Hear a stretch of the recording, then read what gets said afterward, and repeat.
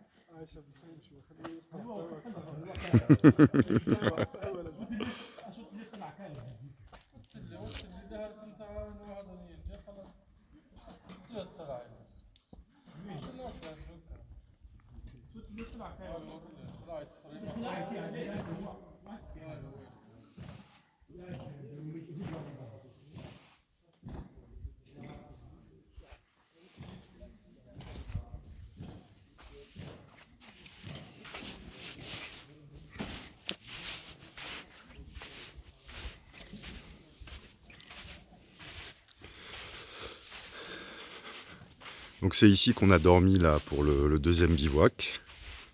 Un endroit très agréable. On a eu un ciel un tout petit peu moins étoilé, un peu plus couvert. Mais par contre, comparé à la première nuit où c'était un petit peu dur de dormir, l'excitation, le thé, là j'avoue qu'après 8 heures les 8h30 de marche d'hier, personnellement j'ai dormi comme un loir. Hein. Je me suis réveillé aujourd'hui en pleine forme, prêt à dévorer des kilomètres. Normalement, on va vers la cité de Sifar où on va rester 2 jours en fait. Hein. On va faire ça en 2 étapes et on va marcher quelques dizaines de kilomètres aujourd'hui, mais le plus dur est passé. Ça va vraiment être du plat. Voilà, une oasis. Enfin, une oasis au sens halte avec de l'eau.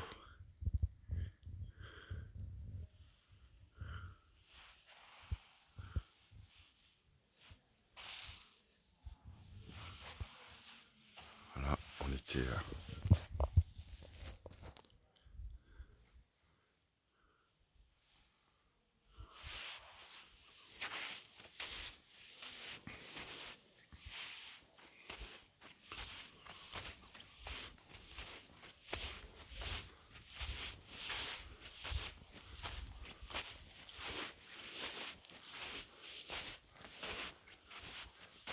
Comme vous avez pu voir, dès que j'arrête de parler, le silence est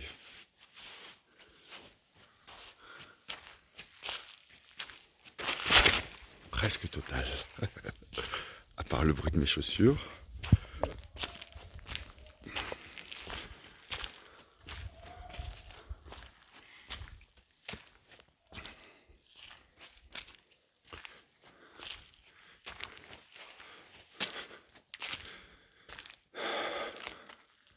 C'est vraiment l'intérêt en fait de ce genre de tourisme, du tourisme saharien.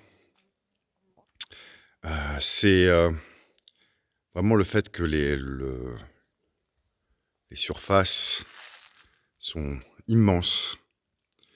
Et du coup, il peut y avoir vraiment plusieurs groupes de touristes qui évoluent sans qu'on se croise vraiment et qu'on a tous l'impression d'être seul au monde.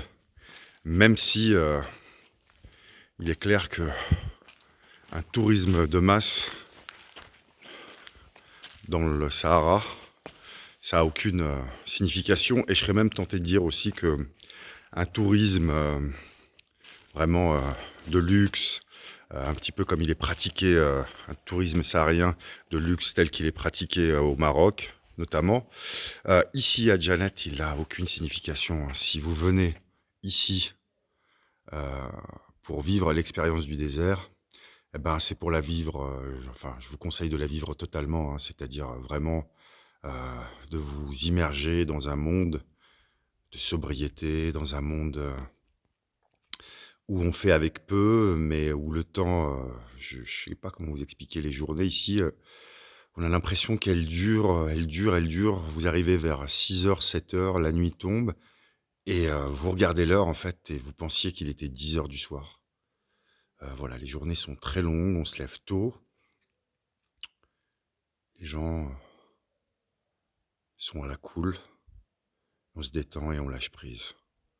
Donc je pense sincèrement que celui qui a envie de venir ici avec, boire sa petite coupe de champagne, avec son DJ, qui balance, de la techno sound, à fond, dans une tente, ultra luxueuse, il se trompe d'endroit. C'est pas ici ça que ça doit se passer. C'est mon humble avis.